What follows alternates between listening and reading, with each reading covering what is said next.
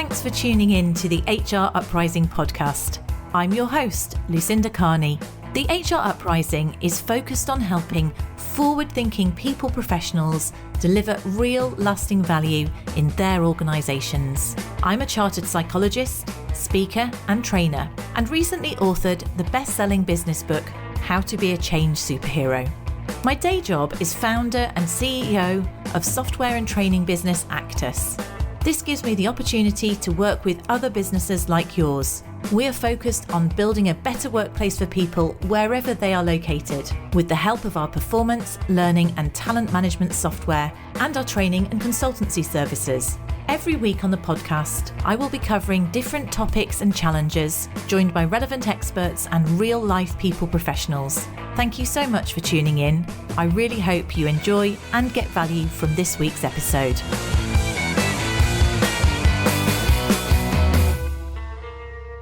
Hello and welcome to this week's HR Uprising podcast. And this week I'm talking to Kate Fletcher of FutureX. And we're going to explore leadership, changes in this area and some research that they've got some really intriguing results. So Kate, do you want to tell us a little bit about yourself and what FutureX is? Yeah, great. Thanks, Lucinda. So I am founder of FutureX Leaders, which we launched at the beginning of 2025. For leaders. Prior to that, I've got a background in coaching CEOs and working with exec teams of businesses who are scaling up. So I've worked with over 500 leaders now over the last 12 years. And prior to that, I was on the board of a FTSE 250 business as a commercial director. So lots of real world experience of leading big teams, massive change. And then more recently, working with leaders to help them to do the same. FutureX is a ecosystem which provides sort of leadership development, peer support and learning and coaching and challenge for people trying to make sense of the world that we're in today. So I think we'll probably talk a bit more about it as we go through. Yeah, I'm sure. And I can see that certainly your experience will have played very well into this. Was there something about your experience that, or what you saw things changing that made you want to set up FutureX?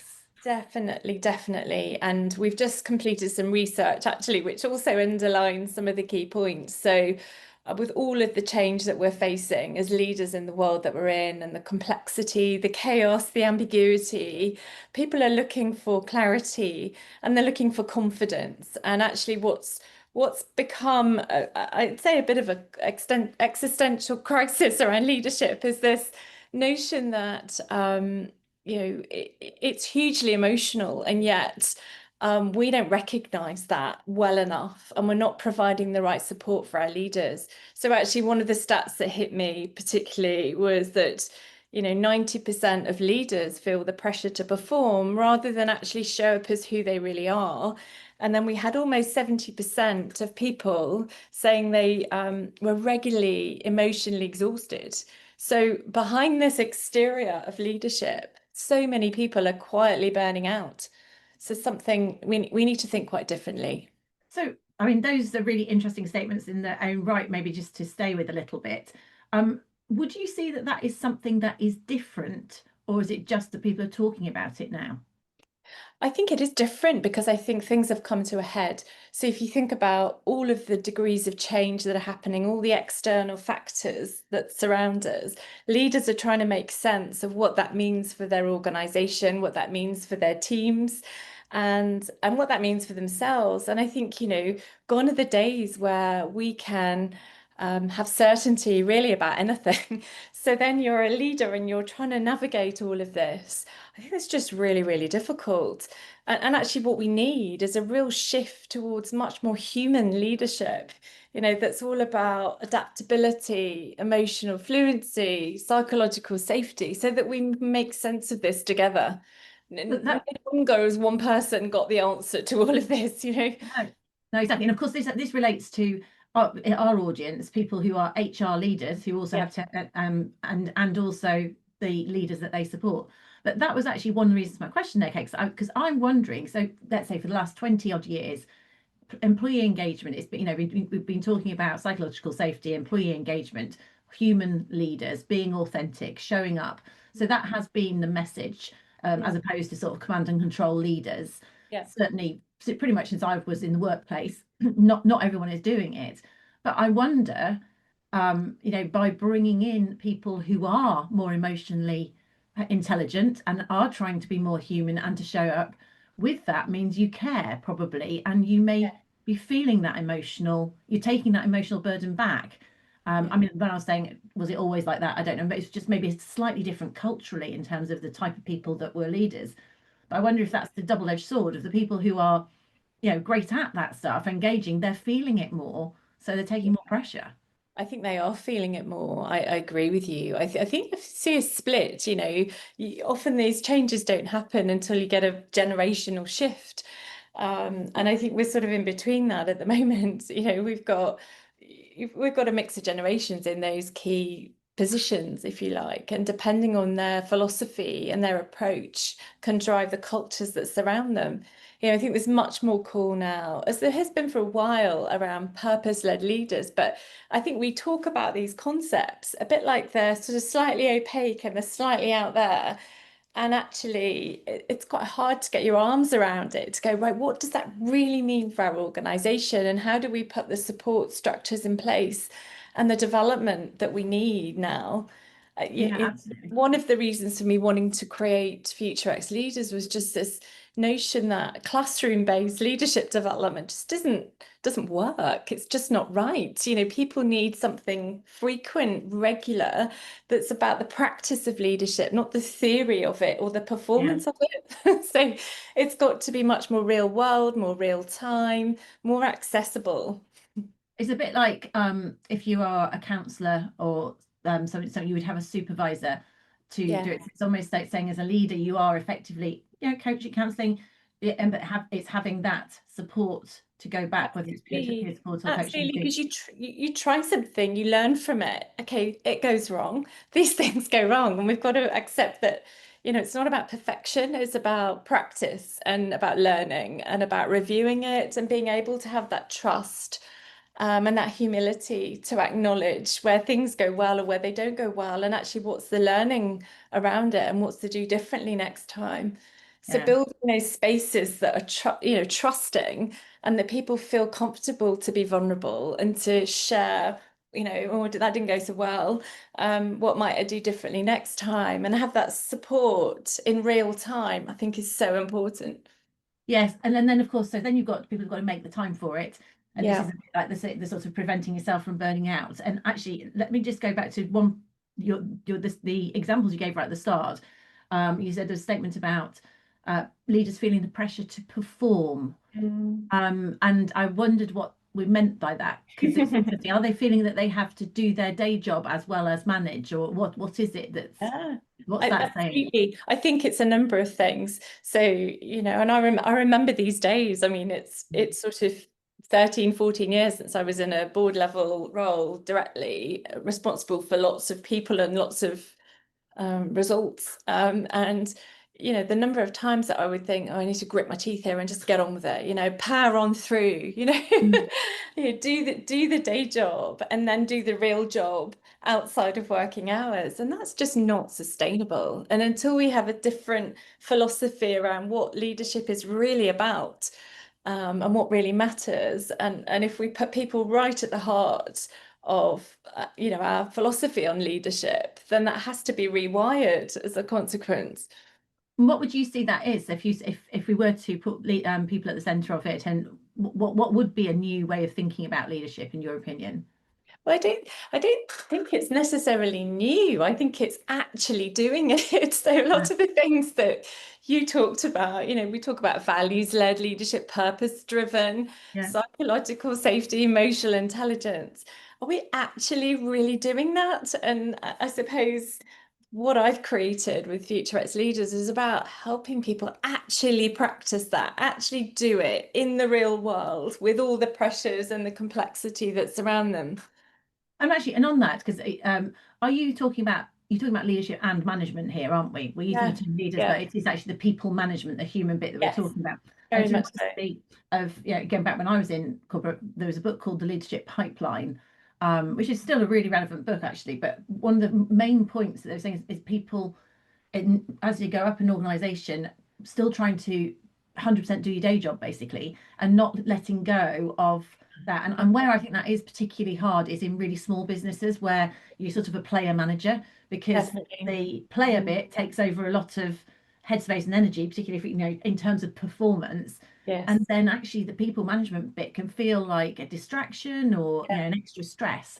And of course the interesting thing there, if you're only just struggling to bring your results, your personal results, which you should be delegating, let's say, and you're not managing to spend enough on people management, they might be exactly the people who are going to struggle to invest in themselves, to come and reflect and learn, but they're the people that would benefit the most from it.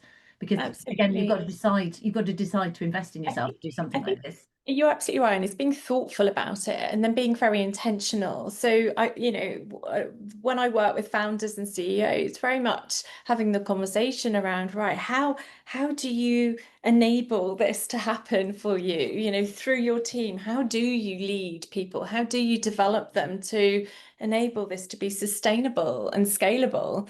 And you know, this notion of being intentional about how we lead, how we operate. I see so many people who aren't intentional and they go, "Oh, just get on with it and get it done," you know. And of course, they're sort of they're creating a bit of a vortex in themselves, you know. It just perpetuates. That's the word I was looking. Perpetuates the same problem. Yeah, exactly. Yeah, it's an endless spiral. Yeah. So I think we're resoundingly agreed that there's a challenge and support that's there, and it's helping people to take advantage of whatever support is. So what is different about FutureX? You know, if I'm at that thing, well, yeah, I probably could spend some time, but you know, I could go and get a coach, or I could do whatever. There's other things I could do. I could do an online course. I've no idea. Lots of things you can choose to do. What's different about this? So one of the resounding things that came out of the research, and it's something that I felt for a long time, I've chaired about 700 peer groups now over the last 12 years. And what struck me about those peer groups was just the sense of belonging that people feel and the trust that comes from the belonging. So they become very, very special places. And I wanted to create something that carried that trust and belonging, but took it into a space that was more virtual, that enabled people to more frequently, but with less time, connect together, to learn together, to solve problems together, and then to support and to challenge each other and have fun together as well. That's the other bit that we often miss here, you know, and the social dimension of being in a kind of peer group. So in essence, it's a bit like I call it an ecosystem, but they are cohorts of peers who stay together in a cohort, and then every couple of weeks will connect together for, you know, an hour to 90 minutes to work on new development areas. So systems thinking, for example, is a really important skill set now, more than ever, I would say, in this sort of world of constant change, and looking and identifying what the system is that we're operating within and how to connect those parts.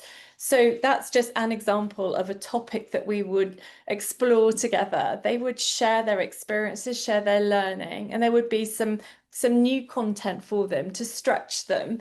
So that would be one of the aspects. There's a real problem solving session as well. So on any issue they might be facing or problem they might be facing, we come together and we problem solve that virtually. And there's all kinds of techniques to do that. That's hugely powerful. They're with a buddy, so there's a degree of accountability that they take as a consequence of the sort of actions and things. And that's done, you know, that's done in a nice, friendly way, but it's sort of there because human nature is, if we don't have someone who we think we're accountable to, we often go, well, we put things off, or we'll say, I didn't have time to do that. So that's a good habit to have. And then the social thing wraps it all together, where we get the whole wider community together on a quarterly basis at the moment for drinks, for kind of wider networking and connection. So you do a little bit of a face-to-face, because one of the questions I was going to ask you, I was thinking, oh, you know, over the years I've taken part in face-to-face things and you know, things with cohorts, and I've run them.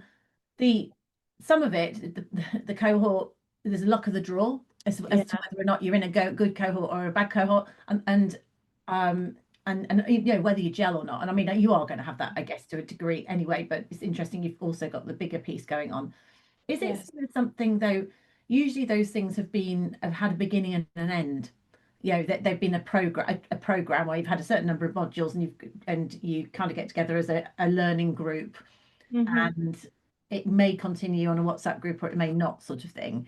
Is this seen as more open-ended? Yes, it is. And one of the things I learned from the peer groups that I've chaired over the years is that once people have that connection, it stays forever and they become lifelong friends often. So, you know, many of the peer groups that I founded, 12 years ago are still together. I still chair one of them, and it's amazing and magical.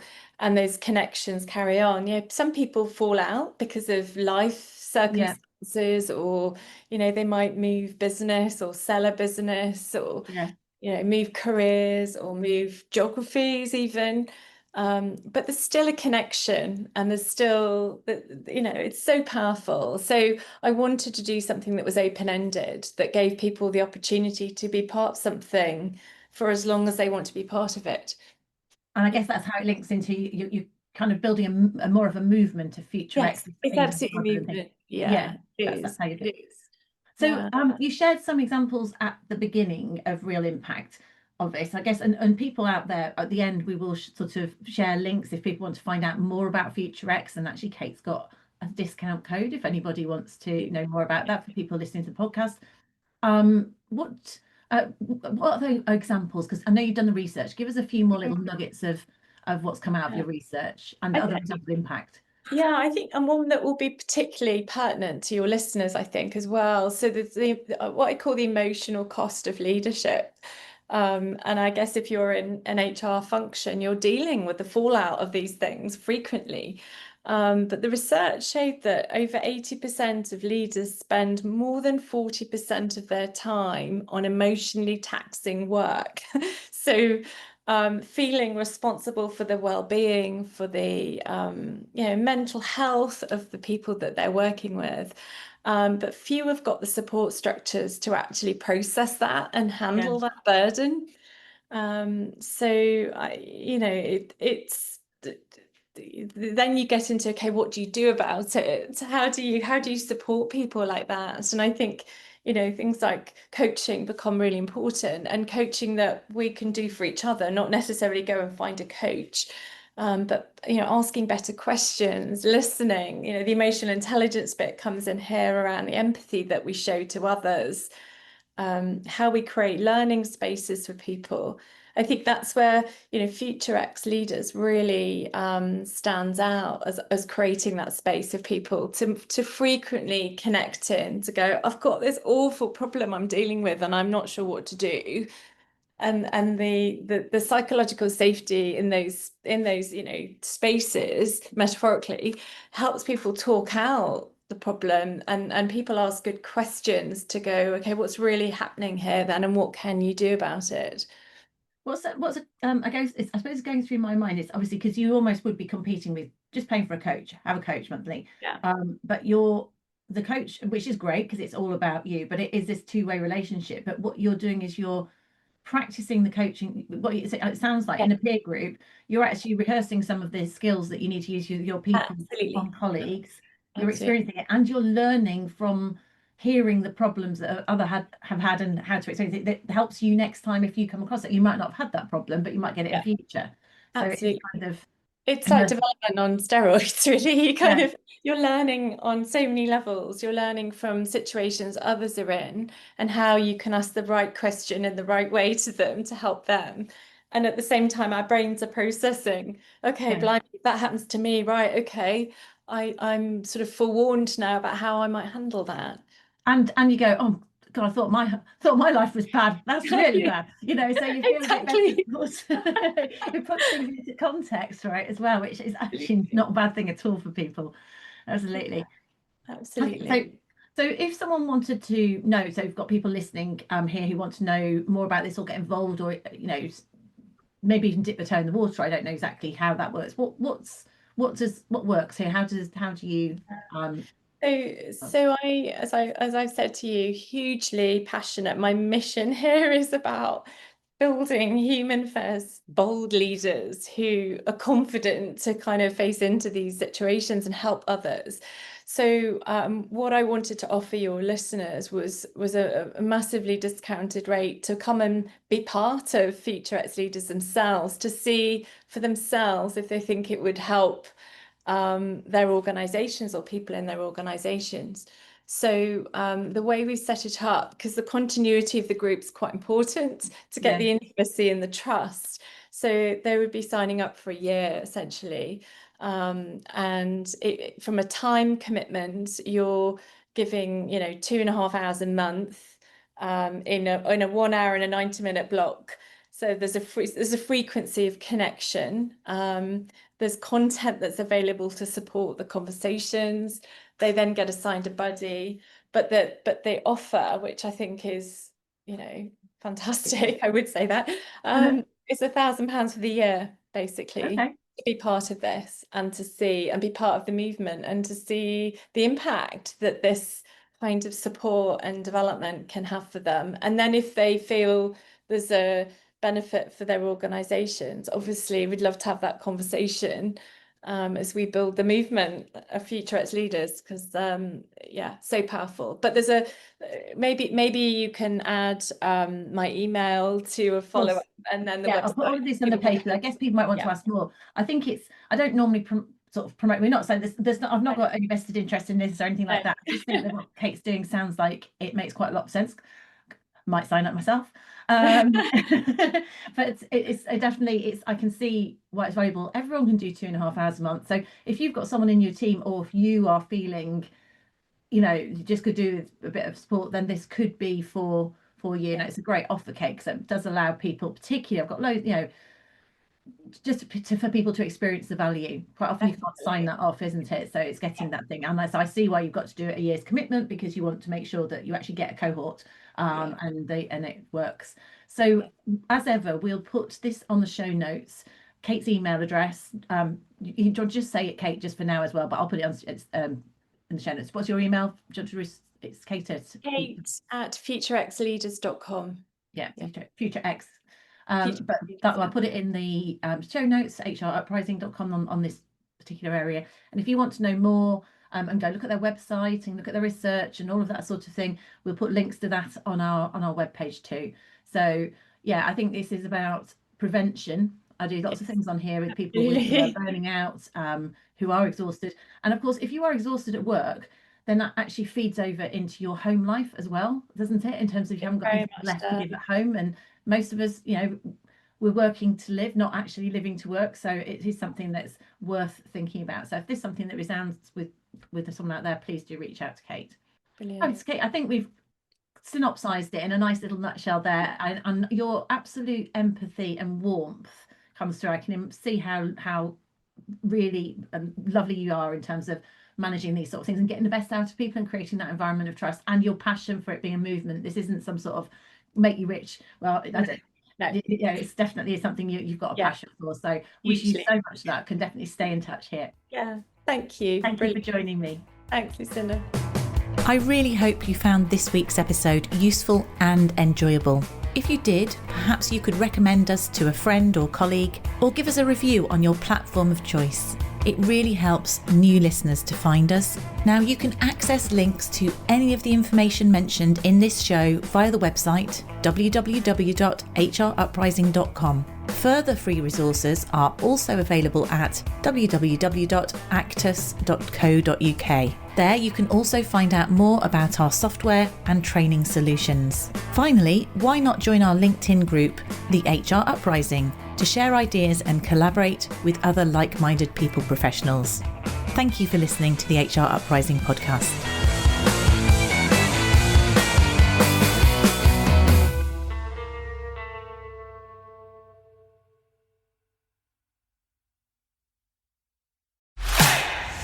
This episode was brought to you by Disruptive Media, helping bold entrepreneurs stand out through podcasting, video, and social content. Visit disruptivemedia.co.uk to learn more.